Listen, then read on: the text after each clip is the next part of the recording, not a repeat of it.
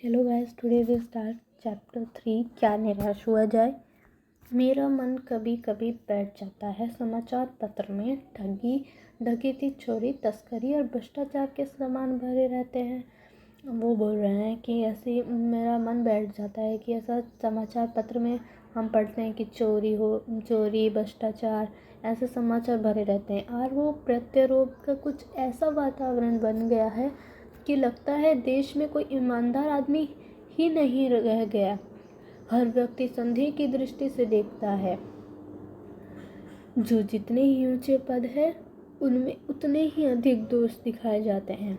वो कह रहे हैं कि जितना हर एक इंसान शक की नज़रों से देखता है। हर एक इंसान जो जितने ही ऊंचे पद पे है उतना ही अधिक दोष निकालते हैं उन लोगों के। एक बहुत बड़े आदमी ने मुझसे एक बार कहा था कि इस समय सुखी वही है जो कुछ नहीं करता। वो ऐसा कह रहे कि ऐसा कहा गया, एक आदमी ने कहा कि सुखी वही है जो कुछ नहीं करता। जो कुछ भी करेगा उसमें लोग दोष ही निकालेंगे, उसके सारे गुण भुला दिए जाएंगे और दोषों को बढ़ा चढ़ा कर दिखाया जाने लगेगा। वो बोल रहे कि उसके गुण भुला दिए जाएंगे और जो उसके दोष होंगे वो उसको बढ़ा चढ़ा कर बोलेंगे। दोष किसमें नहीं होते, दोष किसमें नहीं होते। यही कारण है कि हर आदमी दोषी अधिक दिख रहा है, गुणी कम या बिल्कुल ही नहीं। वो बोल रहा है कि कोई आदमी है वो दोषी कम दिख रहा है और गुण बहुत कम है उसमें, और दोष इतना बहुत ज़्यादा निकाल रहे हैं लोग। स्थिति अगर ऐसी हो तो निश्चय ही चिंता का विषय है। ये ज़रूरी है कि यही चिंता का कारण है। फिर क्या यही भारतवर्ष है? क्या यही भारत है जिसका सपना तिलक और गांधी ने देखा? रविंद्रनाथ ठाकुर और मनमोहन मालवीय का महासंस्कृत सभ्य भारतवर्ष किसी अतिथि के गहवर में डूब गया। वो कह रहे हैं कि क्या वही सपना जो गांधी ने देखा भारतवर्ष के लिए, क्या ये वही सपना है? भारतवर्ष किसी अतिथि के गहवर में डूब गया है। आर्य और द्रविड़, हिंदू और मुसलमान, यूरोपीय और भारतीय आदर्शों की मिलन भूमि महान नव समुद्र क्या सूख ही गया? अब जो ऐसा चल रहा है कि धर्म के बीच में लड़ाई चल रही है, तो क्या ये समुद्र भी सूख गया है? क्या वो कभी नहीं मिलेंगे? मेरा मन कहता है ऐसा नहीं हो सकता। वो कह रहा है कि मेरा मन तो ऐसा कहता है कि कभी ऐसा हो ही नहीं सकता। हमारे महान मनीषियों के सपनों का भारत है और रहेगा। ये भारत उनका सपना है और रहेगा। ये सही है कि इन दिनों कुछ ऐसा माहौल बना है कि ईमानदारी से मेहनत करके जीविका चलाने निरीह और भोले भोले श्रमजीवी पिस रहे हैं और झूठ तथा फरेब का रोजगार करने वाले फल फूल रहे हैं। वो बोल रहे हैं कि जो सच बोलता है, वो भोले भोले जो लोग होते हैं वो इस झूठ में पीस रहे हैं। जो झूठ बोलता है वो कामयाब हो रहा है। ईमानदारी को मूर्खता का पर्याय समझ जाने लगा है। वो बोल रहे हैं कि ईमानदारी को मूर्खता समझ रहे हैं। सच्चाई केवल भीरू और बेबस लोगों के हिस्से पड़ी है। जो सच्चाई है केवल जो बेबस लोग हैं, जो सच्चे लोग हैं, उन्हीं के पास है। ऐसी स्थिति में जीवन के महान मूल्यों के बारे में लोगों की आस्था ही हिलने लगी है। परंतु ऊपर ऊपर जो कुछ दिखाई दे रहा है वह बहुत ही हाल की मनुष्य नीतियों की देन है। सदा मनुष्य विधि नई परिस्थितियों का सामना करने के लिए नए सामाजिक विधि निषेधों को बनाती है। उनके ठीक साबित न होने पर उन्हें बदलती है। नियम कानून सबके लिए बनाए जाते हैं, पर सबके लिए कभी कभी एक ही नियम सुखकर नहीं होते हैं। वो कह रहे हैं सबके लिए एक ही नियम होता है, सबके लिए एक ही नियम है, पर किसी किसी के लिए एक सुख का नियम नहीं होता है। सामाजिक कानून कभी युग युग से परीक्षित आदर्शों से टकराते हैं। इसकी ऊपरी सतह अलोड़ित भी होती है, पहले भी हुआ है और आगे भी होगा। उसे देखकर हताश हो जाना ठीक है क्या? जो अभी ये चल रहा है, ऐसा माहौल चल रहा है, क्या इसे देखकर हताश हो जाए? ये ठीक है? भारतवर्ष ने भी भौतिक वस्तुओं के संग्रह को बहुत अधिक महत्व दिया है।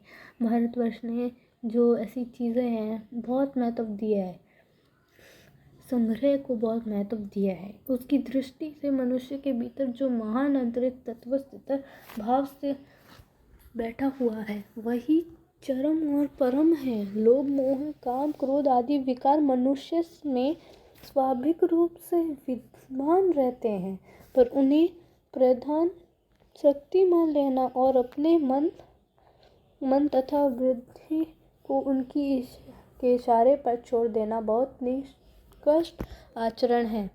वो कह रहे हैं कि अगर इंसान में लोभ, मोह, गुस्सा, क्रोध ये सब होगा, क्या इंसान सफल होगा? तथा वृद्धि को भारतवर्ष ने कभी कभी भी उन्हें उचित नहीं माना। उन्हें सदा समय को बंधन से बांधकर रखने का प्रयत्न किया है। भारत ने कभी उन्हें उचित नहीं समझा है, हमेशा समय को बंधन बांध के रखा है, बांधने का प्रयत्न किया है।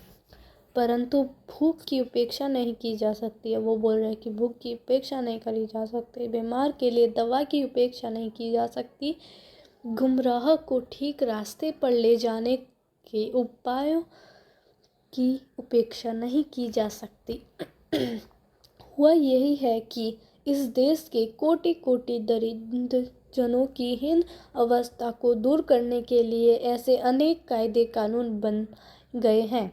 अब ऐसी इन लोगों की जो गंदी सोच है उन दूर करने के लिए ऐसे कानून कायदे बनाए गए हैं जो कृषि, उद्योग, वाणिज्य, शिक्षा और स्वास्थ्य की स्थिति को अधिक उन्नत और सुचारू बनाने के लक्ष्य से प्रकृत है। परंतु जिन लोगों को इन कार्यों में लगता है उनका मन हर समय पवित्र नहीं होता है। जो इन कामों में जब अगर लगता है, हम ज़रूरी नहीं कि उनका मन पवित्र हो, वे ही लक्ष्य को भूल जाते हैं और अपनी ही सुख सुविधा की और ज़्यादा ध्यान देने लगते हैं। वो अपने लक्ष्य को भूल जाते हैं और सुख सुविधा के बारे में ज़्यादा सोचने लगते हैं।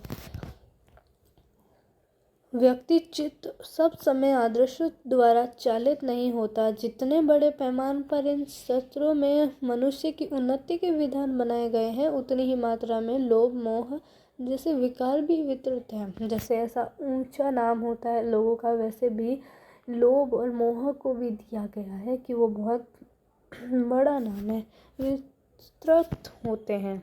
लक्ष्य की बात भूल गए,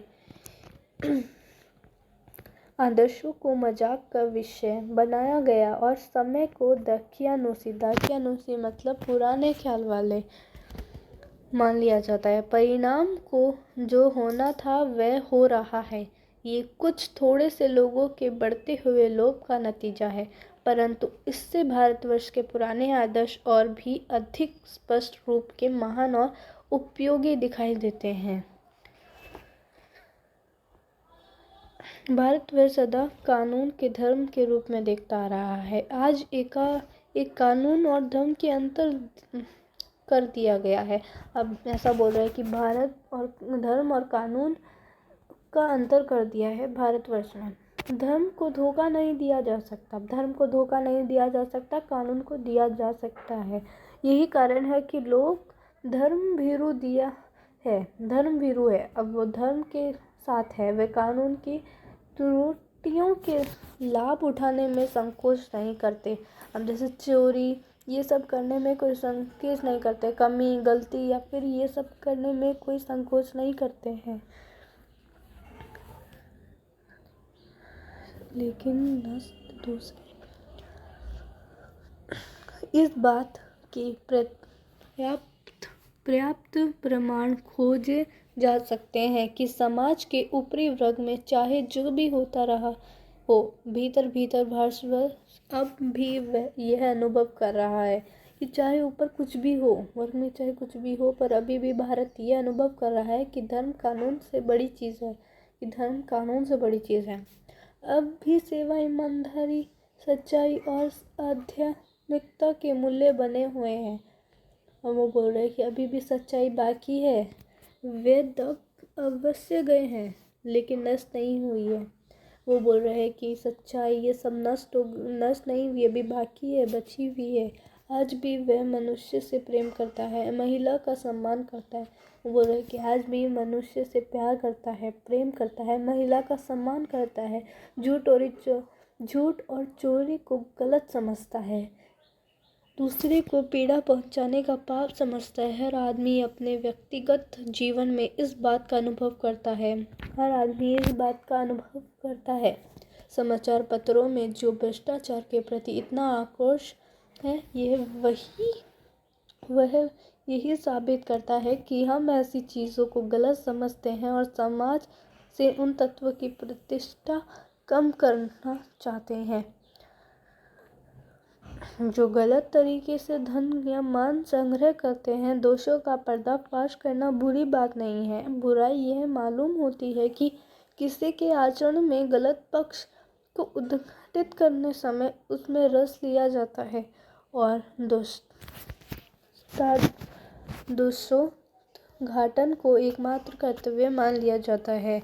बुराई में रस लेना बुरी बात है। बुराई में उसके अंदर उसको झांकना, उसको अनुभव करना, वो बुरी बात है। अच्छाई को उतना ही रस लेकर उजागर न करना और भी बुरी बात है। उसको लेकर और भी उजागर करना और भी ये सब बुरी काम करना, ये गलत है। सैकड़ों घटनाएं ऐसी घटी है जिन्हें उजागर करने से लोग चित्त में अच्छाई के प्रति अच्छी भावना लगती है। एक बार रेलवे स्टेशन पर हम कवि जो है वो बता रहे हैं एक स्टोरी।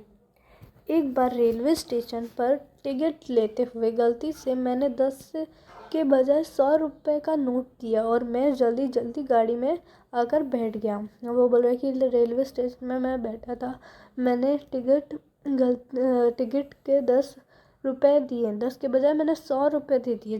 जल्दी में गाड़ी में आकर बैठ गया। थोड़ी देर में टिकट बाबू उन दिनों के सेकंड क्लास के डब्बे में हर आदमी का चेहरा पहचानते हुए उपस्थित हुआ। जो टिकट वाला था वो सबके चेहरे जानता था और वो वहाँ पे उपस्थित हुआ। उसने मुझे पहचान लिया और बड़ी विनम्रता के साथ मेरे हाथ में 90 रुपये रख दिए और बोला, यह बहुत गलती हो गई। वो बोलते कि ये बहुत बड़ी गलती हो गई, आपने भी नहीं देखा, मैंने भी नहीं देखा। उनके चेहरे पर विचित्र संतोष की गरिमा थी। मैं चकित रह गया। वो बोल रहा, मैं शॉक रह गया। कैसे कहूँ कि दुनिया में सच्चाई और ईमानदारी लुप्त हो गई है। वैसी अनेक अवांछित घटनाएं भी हुई है। वो बोल रहे कैसी और भी घटनाएं हुई है। कैसे कहूँ कि ईमानदारी खत्म हो गई है, परंतु यह एक घटना ठगी और वंचना की अनेक घटनाओं से अधिक शक्तिशाली है। बोल रहे हैं ये सबसे शक्तिशाली और अलग है।